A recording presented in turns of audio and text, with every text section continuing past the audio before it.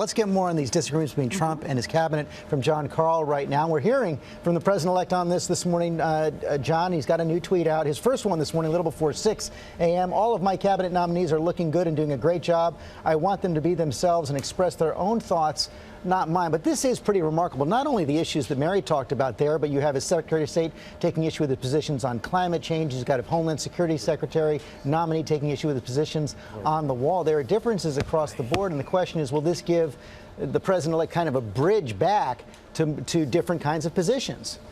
On issue after issue, George, his nominees have been pressed on Trump's most controversial issues during the campaign, most controversial statements. Another one with General Mattis is the Iran deal, which Trump repeatedly blasted during the campaign and said that he would undo as president.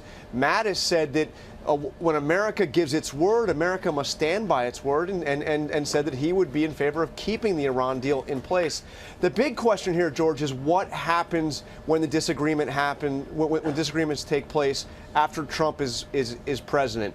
Will these individuals be able to challenge him? Will they resign if they are asked to do things they disagree That is a big with? question. And also this morning you have still Donald Trump tweeting about this intelligence. He is saying the intelligence community again, blaming them for leaking this unverifiable dossier, which talked about how the Russians were targeting him.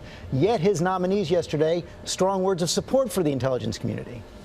Strong words of support for the intelligence community, words of support for the investigation, even into what's in this dossier. George, this is really something else, because James Clapper, the director of national intelligence, in his statement yesterday said point blank that the intelligence community did not leak this. And here you have Trump this morning saying that they did.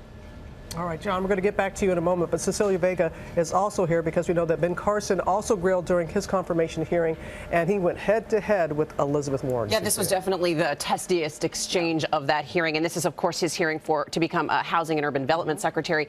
Elizabeth Warren was basically trying to get Ben Carson to promise that none of the HUD budget would go to benefit Donald Trump or his family's real estate business. We have that sound. Take a listen.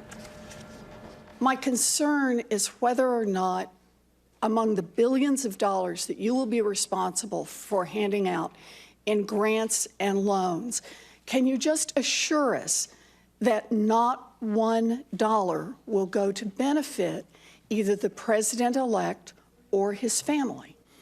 It will not be my intention to do anything to benefit any American. I understand that. It's for all Americans, but everything that we do. Do I take that to mean that you may manage programs that will significantly benefit the president-elect? You can take it to mean that I will manage things in a way that benefits the American people. That is going to be the goal. Yeah, ouch. They didn't get a yes or no answer out of him on that one. You guys know this. He is a brain surgeon. This is not his field. He's coming in with no experience in this. He says he's going to partake on a listening tour to try and understand better what the needs are in that community. And more on this issue of the conflicts. The head of the Office of Government Ethics, I want to bring Karl back in on this, has said that the steps Donald Trump is taking are meaningless in addressing the conflicts. And now that person, the head of the Office of Government Ethics, under fire from Capitol Hill, John.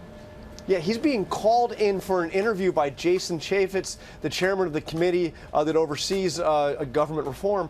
And Chaffetz is saying he wants to discuss the funding for the Office of Government Ethics. It sure seems like a shot across the bow, although it's important to point out, George, that Chaffetz is one of those Republicans that has shown that he's willing to be critical of Donald Trump. But this sure seems to be a warning. Yeah, but nothing yet on the conflict of interest from Jason Chaffetz. Karl, thanks very much. But wait a minute, John. You know, we all remember that moment that the congressman's son, tried to dab behind Speaker Paul Ryan during that swearing in. Well, did you see this? He had a little surprise in store last night, did the Speaker of the House. He was just trying to say he knew exactly. See, there you go, John. See, that's how you do it, John. That's Karl. his signature move, Karl. And look, Robin, hey, Robin, once the Speaker of the House has done something like this, it's over. Okay. Dab gate is over. We have put it to bed. All right, John. Cecilia, thank you.